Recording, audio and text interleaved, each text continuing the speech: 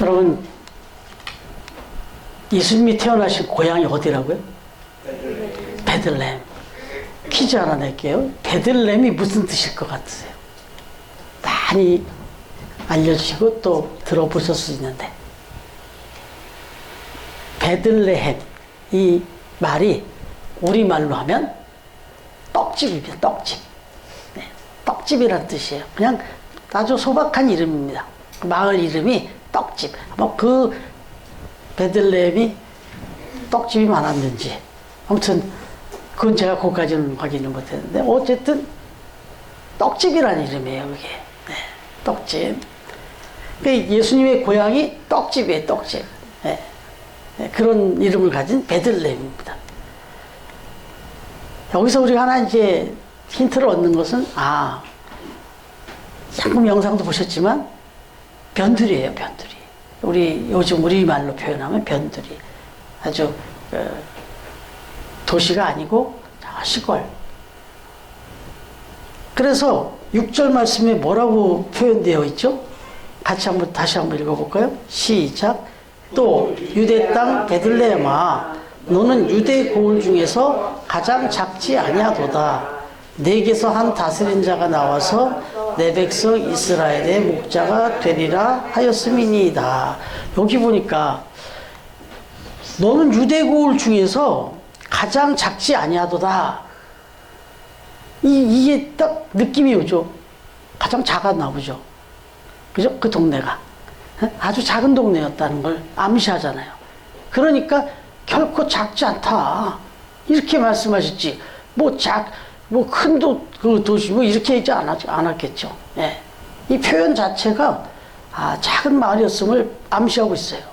가장 작지 아니하도다, 이렇게 말했습니다. 그만큼 작은 마을이었어요. 그런데 예수님이 굳이 그 작은 마을에서 태어나셨습니다. 성령으로 잉태하신 그 예수님이 우연이겠습니까?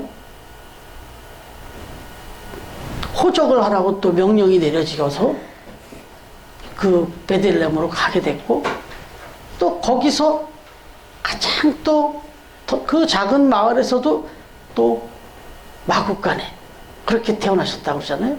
여기 보니까 영상의 이 영화의 장면을 보니까 이미 진통이 오고 급하게 이제는 또 출산할 때가 됐고, 그러다 보니 숙소를 찾는데 숙소가 여의치 않고, 그래서 그렇게 또 그 작은 마을에서도 또 작은 곳, 그곳에서 이렇게 태어나셨다, 이제 이렇게 소개되고 있는데, 이게 700여 년 전에, 적어도 예수님이 태어나기 전 700여 년 전에 미가 선지자가 요대로 예언을 했어요. 이렇게 태어날 것이다. 하나님의 아들 예수 그리스도가 이 땅에 태어날 텐데, 아주 작은 그 베들레헴, 거기서도 또 저러한 마구간에서 태어날 거다라는 얘기를 하셨어요. 미가 선지자가 이 700여 년 전에, 미가서 5장 이전에 이미 예언하고 또 선포했는데, 오늘 마태복음 그걸 그대로 인용한 겁니다. 네. 그대로 인용해서 해주신 말이에요, 여러분. 그런데 이 베들레헴이라는 땅이 생각해 보니까 참 의미가 있네요. 사사시대, 이스라엘이 흑암의 시대였다고 할 수 있는, 왕이 없는 그런 시대, 그리고 하나님을 잘 이렇게 섬기지 못하고 막 좀 혼란스러웠던 시대, 그때마다 사사라고 하는 정치적으로 종교적인 이 모든 걸 다 이렇게 통솔할 수 있는 그런 지도자를 세워줬는데, 그때 세워진 그 지도자들을 사사라고 얘기하지 않습니까? 근데 그 사사, 아주 중요한 인물이 태어난 사사, 입산이라고 하는 9번째 사사가 태어났던 동네가 바로 베들레헴이에요. 그리고 우리가 너무나도 잘 아는 성군 다윗이 태어난 고향이 베들레헴입니다. 그리고 하나님의 성막이 머물렀던 곳이기도 해요. 하나님의 성소, 하나님의 성막이 머물렀던 곳이기 하고, 비록 초라하고 작은 마을이었는지 모르지만 아주 뜻깊은 장소였습니다. 예, 바로 그곳에 예수님께서 태어나신 겁니다. 그리고 이미 미가 선지자를 통해서 예언한 성취가 되는 곳이다. 여러분, 저희 처갓집을 가면, 거제도를 가면, 지금은 뭐 별로 관심도 없지만, 전에는 그래도 거기 가서 막 기념사진도 찍고 그랬는데, 우리 그 처갓집이 소개마을이라고 그러고요. 그 바로 가면 대게마을이라고 그래요. 무슨 아마 이게 닭 벼슬머리 같이 모양이 그래서 그런 거예요. 아무튼, 뭐, 닭게자잖아요, 걔는. 예. 큰 닭섬, 작은 닭섬, 이렇게. 처음에는 뭐, 뭔지 몰랐어요. 그런데, 여기가 소개마을이고, 여기 외포라고 하는 곳은 다 갔었잖아요. 여기가 소개 아니에요? 소개가 따로 있어요? 아. 어쨌든 저기는 대게라고 그래요. 거긴 대게라고 그러죠. 예. 거기가 대게이기 때문에 우리는 소개인 줄 알았네. 예. 그래서 그 대게 마을에 가면 거기에 신명교회라는 교회도 있고 바로 그 뒤에 김영삼 대통령의 생가가 있습니다. 예. 근데 대통령이 되고 나니까 대통령 되기 전부터 저는 이제 거기를 이렇게 갔었던 사람이죠. 결혼을 김영삼 대통령 되기 전에 제가 결혼했으니까 가보니까 그렇게 초라했어요, 사실은. 그랬는데 대통령이 되고 난 다음에 난리가 났습니다. 그래가지고 막 꾸미고 지금은 뭐 박물관까지 만들어 놓고 그리고 기념관까지 만들어 놨는데 그래서 거기 아예 막 도로를 막 넓히고 주차장을 어마어마하게 넓혀 놓고 왜냐면 많은 사람이 오니까. 대통령이 태어나니까 대통령이 거기서 출신, 저기 하니까 그냥 동네가 그냥 완전히 바뀌어버렸어요. 뭐 현수막이 붙고 난리가 났습니다. 여러분, 일국의 대통령이 이제 태어나도 이렇게 되잖아요. 그리고 뭐, 저 통영 같은 경우는 그 개그맨 중에 그 허경환이라고 하는, 예, 이 개그맨이 거기서 개그맨으로 여기 나와가지고 개그맨이 돼서 TV에 이제 개콘에 나와서 막 이렇게 좀 인기를 얻으니까 막 난리가 났대요. 그 통영에. 뭐, 통영의 아들 뭐 해가지고 막. 여러분, 여기다 비교하겠습니까? 예수님이 태어나신 곳이니? 여러분, 그러니까, 이 베들레헴이란 땅은 이미 뭐, 거기 또 다윗의 고향이기도 했고, 또 뭐 사사 입산의 고향이기도 했고, 성막이 동거지고 하지만, 결정적인 이제 하이라이트는 예수님이 여기서 태어나시면서 이 베들레헴이라는 땅은, 나라는, 이 도시는, 이 마을은 그야말로 아주 축복의 땅이 된 거예요. 어마어마하게 조명을 받는 주인공이 땅이 되어버렸다는 거죠. 여러분, 이게 영적으로 이제 그런 게 있습니다. 우리가 하나님을 믿고, 특히 예수님을 믿고, 우리 안에 주님을 영접할 때, 우리의 삶이 그렇게 변하는 겁니다. 그냥 초라한, 그냥 일개 70억 인구의 한 사람, 그렇게 살아가던 사람이 예수 그리스도를 만나고, 주님의 은혜 안에서 살아가다 보면, 그 주님의 은혜가 임하게 되면, 그때부터 주인공이 됩니다. 삶이 바뀌고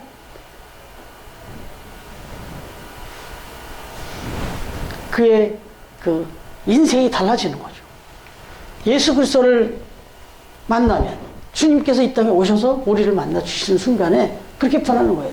여러분들 앞에 서 있는 제가 그런 사람이고요. 정말 볼품없는 그냥 제가 지금 출근도 하고 있는 그 동네 거기를 갈 때마다 격세지감이라는 걸 느끼는 거죠.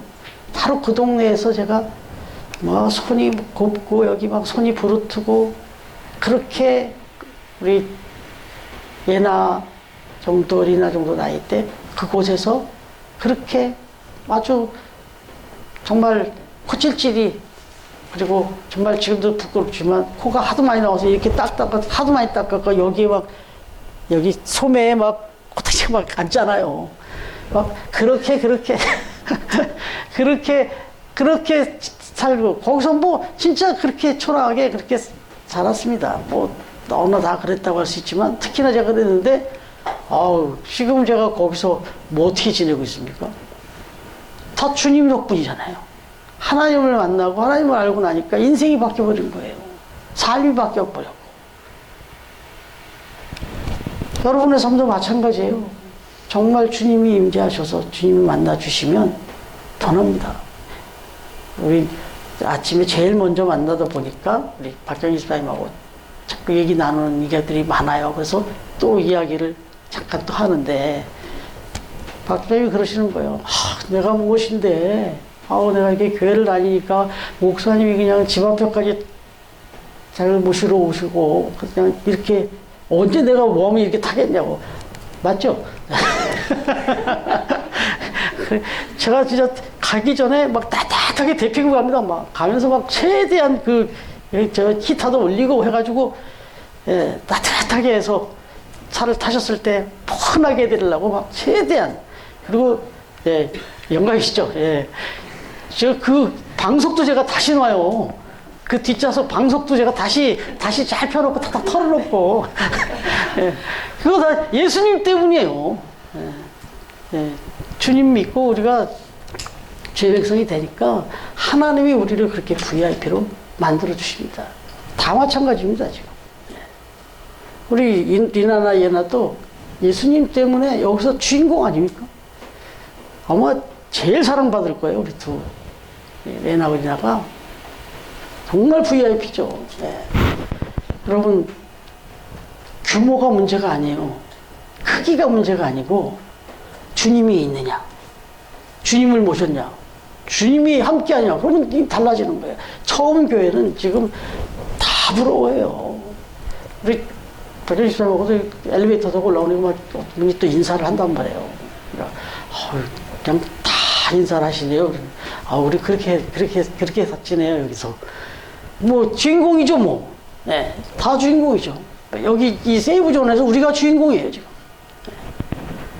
그럼 처음 교회도 주님이 함께 하시면 축복의 교회가 되는 거죠. 주인공의 교회가 되는 거죠. 주님이 함께 하시면 그런 겁니다. 저 베들레헴이 갑자기 이렇게 멋진 축복의 마을로 바뀌어버렸다. 우리의 삶도, 우리의 가정도 다 그렇게 변하게 되어 있습니다. 주님을 모시면. 그릇이 중요한 게 아니라 그릇에 무엇이 담기느냐가 중요하잖아요. 그래서 성경은, 사도 바울은 질그릇에 보배를 가진 사람들이라고 얘기해요. 우리는 다 깨어지기 쉬운 질그릇 같은 사람들이지만 거기에 보배를 담은 사람들이다. 예수 그리스도라고 하는 하나님의 아들을 품고 산 사람들이다. 그렇게 얘기해요. 그럼 그게 보배함이 되는 거죠. 네, 그런 겁니다. 여러분, 그런 가운데 한 가지 또 우리가 생각해야 될 게 있는데 뭐냐면 이 축복의 땅으로 변했단 말이에요. 베들레헴이 예수님이 태어나심으로 해서. 그런데 유감스럽게도 축복의 땅으로만 끝나면 좋겠는데 그 땅이 고난의 땅이 됩니다. 그 당시에 이 베들레헴에 막 태어난 그런 영아들이 한 20여 명 있었다고 그래요. 이 전승에 의하면. 근데 다 죽었답니다. 다 죽었다. 다 죽여버렸대요. 근데 예수님은 그래도 거기서 잘 피신하셔갖고 살아나셨는데, 어찌됐든 고난이 임한 거죠. 예수님이 거기 태어나지 않았으면 안 죽었을 아이들이, 그 슬픔을 당하지 않을 가정들이 슬픔을 당한 겁니다. 너무너무 가슴 아픈 일은 맞아요. 축복이 임했는데 거기에 함께 고난도 왔어요. 여러분, 과거 조상 야곱의 아내 라헬이 베냐민을 낳다가 죽었던 장름소가 또 바로 이곳이기도 해요. 근데 이번에 이 순진무구한 유아들이 그냥 무참히 살해를 당하는 그런 고통의 땅으로 변했던 거죠. 이게 뭐 하나님의 뜻이었겠습니까? 사탄이 한 짓이지. 자 대신 예수님께서 태어나신 영광스러운 마을에 또 이런 참혹한 핍박과 고난이 이렇게 또 함께 왔다. 이것도 감수해야 되는 그런 또 비난이 있었다는 겁니다. 그래요. 사실은 인생도 그렇습니다. 영광이 있으면 거기에 또 고난도 있습니다. 그리고 또 그 고난을 통해서 영광이 또 주어집니다. 영광되게 합니다. 사실 어제도 말씀드렸죠. 예수님이 이 땅에 오신 것 자체가 고난이었다. 네, 그 고난을 이기고 우리에게 영광을 주신 거죠. 여러분, 이 고난과 영광은 같이 온다는 거, 이거는 이 자연의 순리에서도 우리가 알 수 있어요. 이제 이 추운 겨울이 지나가면 이제 봄이 올 텐데, 그 봄을 앞두고 먼저 계절은 입춘을 날리고 3월에 강한 바람들이 몰아칩니다. 꽃샘추위라고도 하고, 강한 바람이 특히 3월달 이때 되면 막 엄청나게 바람이 많이 붑니다. 그런 겨우내 그 앙상했던 그 나무가 막 그 바람에 참 정말 그 안쓰러울 정도로 막 흔들립니다. 그런데 여러분 아시잖아요. 이 3월의 바람, 3월에 부는 이 강한 바람, 이 고난스러운 이 강한 바람이 나무를 나무되게, 정말 생명력이 넘치는 나무로 만들어준다는 거. 이게 식물학자들의 말이죠. 이 강한 바람에 나뭇가지가 막 흔들리게 되는데, 보기에는 참 애처로운데, 그 고난과 같은 강한 바람에 나무의 영양 공급이 이 나무가 흔들리면서 새 잎을 열기에 꼭 필요한 그런 영양분들이 막 올라간다네. 이 나무를 막 강하게 흔들어대는데 그 흔드는 거기에 의해서, 그 흔들림에 의해서 겨우내 이렇게 잠겨있던 그 나무의 그 영양 공급분들이 뿌리로 빠져온 것들이 올라간다네요. 막 흔들어서. 그래서 위로 올라가서 결국은 뿌리로부터의 영양 공급이 겨울에 활동을 하지 않았던 나무 줄기를 통해서 새싹의 부분까지 원활하게 올라가게 되는 과정이랍니다. 이 3월에 불어치는 애초롭게 느껴질 정도로 그 강한 바람이 불어가지고 나무가 고통을 당하는 것 같았는데, 그걸 통해서 나무가 성장을 하고 힘을 얻어서 새 잎을 피는 이런 일이 벌어지더라는 거죠. 그러니까 영광의 그 화창한 봄은 고난을 통해서 오더라는 거죠. 여러분, 뭐 한 번 더 얘기해도 되죠? 집사님이 그래요. 형통하고 막 즐거울 때보다, 그때보다 힘들고 어려울 때 감사가 더 많이 나오신다는 얘기를 하시더라고요. 그래서 제가 은혜 많이 받고 왔어요. 그 짧은 시간에 그냥 은혜를 막 받고 아멘 하고 왔습니다. 정말 성숙한 신앙 아닙니까? 막 뭐가 잘 되고, 뭐가 막히는 일 없이 막 폴드, 그럴 때 감사가 보통 나오죠. 그때 즐겁고. 그리고 막 힘들고 어려우면 조금 짜증나고 불평이 나오기 하시는데, 오히려 그때 더 감사함이 나오더라. 더 그때 예수님이 필요하고 하나님이 필요하다는 걸 느끼게 되더라. 그래서 더 감사하더라. 이렇게 말씀하시네요. 이거 거의 신앙적 정답 아닙니까? 신앙은 그렇더라고요. 여러분, 뭐 선수 출신, 뭐 연예인 출신 얘기했는데, 한 사람이 국가대표로 딱 발탁이 되면 엄청난 영광이잖아요.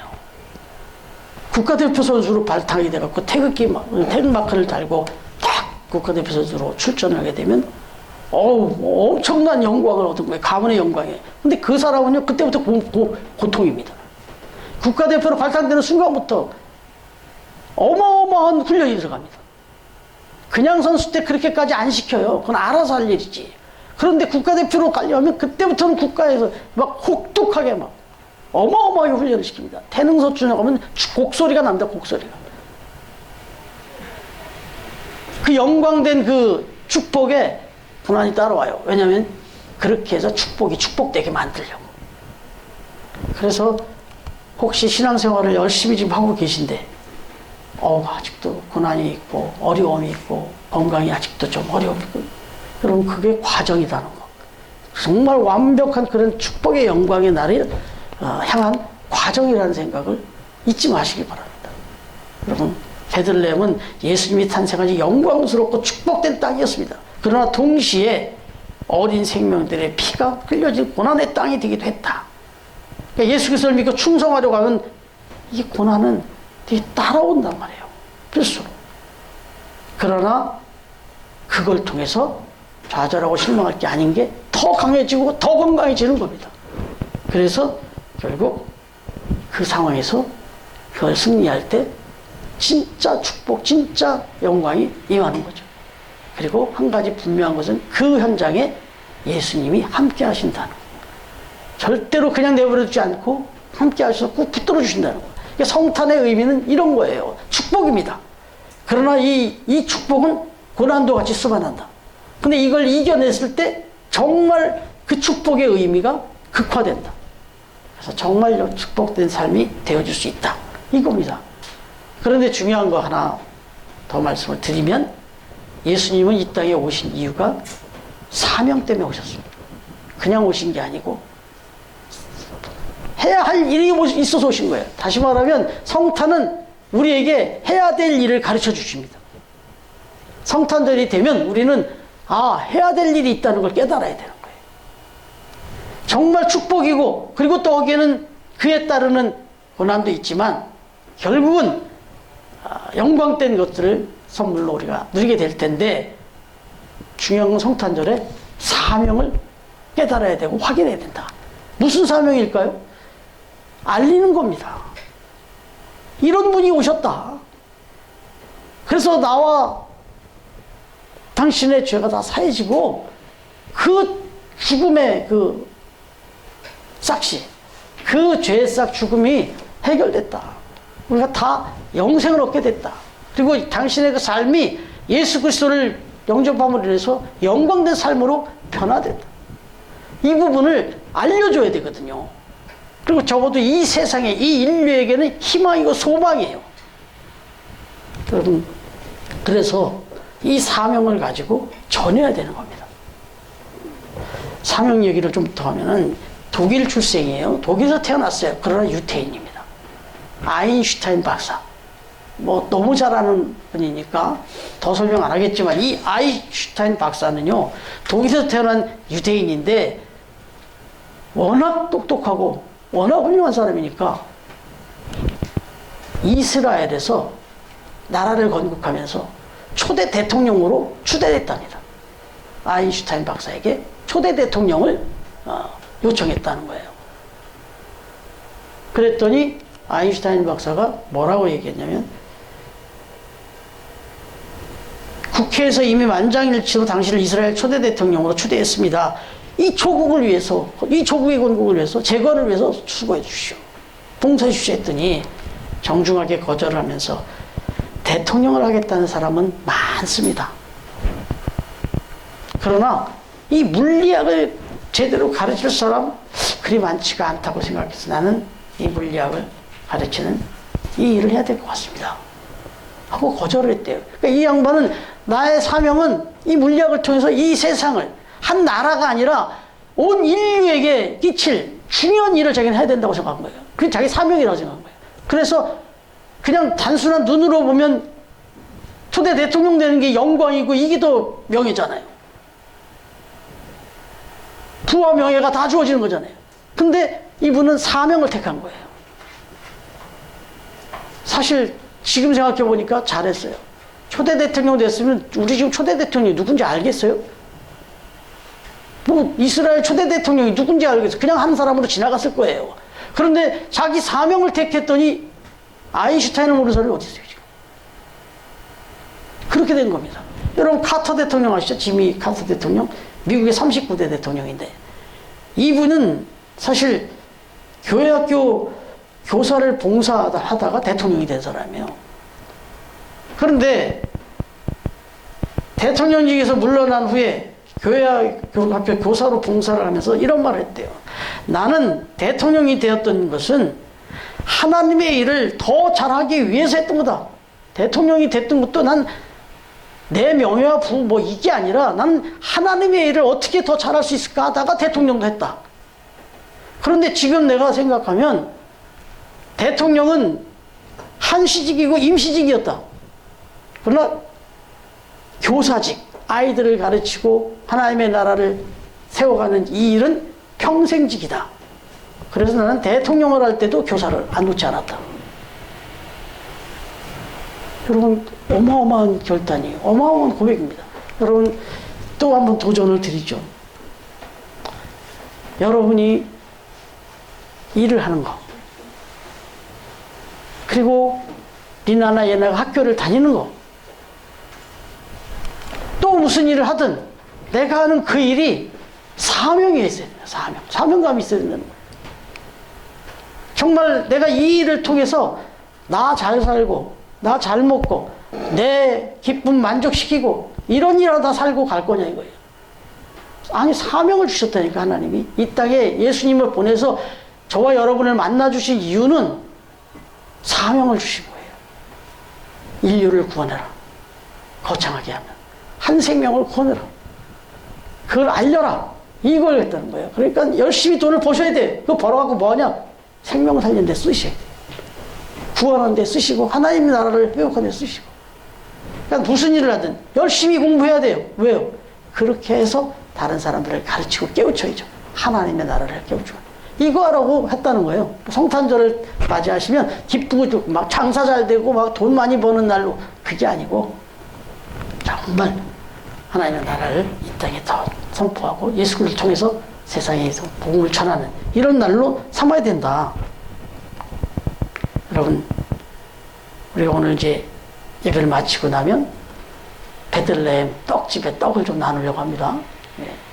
그래서 어제 그 빵을 사러 갔어요. 예, 빵을 사러 갔는데 제가 자꾸 떡을 그렇게 좀 고집했던 이유 이제 조금 이해되셨는지 모르겠네요. 그래서 제가 막 거기 몇 가지가 있었어요. 근데 마침 또 하나님이 제 마음을 아시는 게 떡밖에 없어요. 그 50개씩 이렇게 우리가 살 게 다른 건 다 없다네. 떡밖에 없다네요. 그래서 찹쌀떡으로 그렇게 했는데 성모님이 선물해 주셨는데 하얀 찹쌀떡에 세상의 소망이라고, 예수 그리스도는 세상의 소망입니다 라고 하고 처음 교회 이름에서 했습니다. 그래서 이걸 가지고 전해야 돼요. 오늘 우리가 여기서 예배 드린 목적이 예배를 드려서 하나님 앞에 이 사명을 확인해 갖고 전하러 가는 게 완결입니다. 완성입니다. 그러니까 오늘 이제 말씀 거의 다 끝났으니까요. 전하고 밥 먹으러 가겠습니다. 예, 전하고 밥 먹으러 가겠습니다. 예, 지금 이분들이 오늘 예배를 드린다고 하니까 여기 가구점 사장님도 매니저도 예배를 드려요? 오늘도? 뭐 이렇게 성탄절인 걸 아는데 여기가 장사하는 곳이잖아요. 그러니까 주일은 어떻게 이해가 됐는데 저분들한테 오늘이 성탄절이기 때문에 우리가 예배도 드렸고 바로 이거 전하러 왔다는 거를 우리가 보여주니까 준비된 떡 가지고 나누겠습니다. 뭐 가급적이면 많이씩 가세요. 그냥 가서 그냥 메리 크리스마스 아주 여기 분위기를 확 그렇게 분위기를 확 성탄 분위기로 우리가 바꿔주고 그렇게 하도록 하겠습니다. 예, 정말 이 베들레헴이 그랬던 것처럼 우리 처음 교회는 결코 작지 않습니다. 축복과 고난과 사명이 있는 이 시대의 영적 베들레헴인 줄로 믿습니다. 바다에는 저와 여러분 우리 처음 교회가 영적인 베들레헴이 되어서 아기 예수님의 탄생을 기뻐하고 땅끝까지 전파하는 결코 작지 아니한 위대한 성도, 위대한 교회가 되어지기를 성탄에 주러 오신 예수님의 이름으로 축복합니다. 아멘.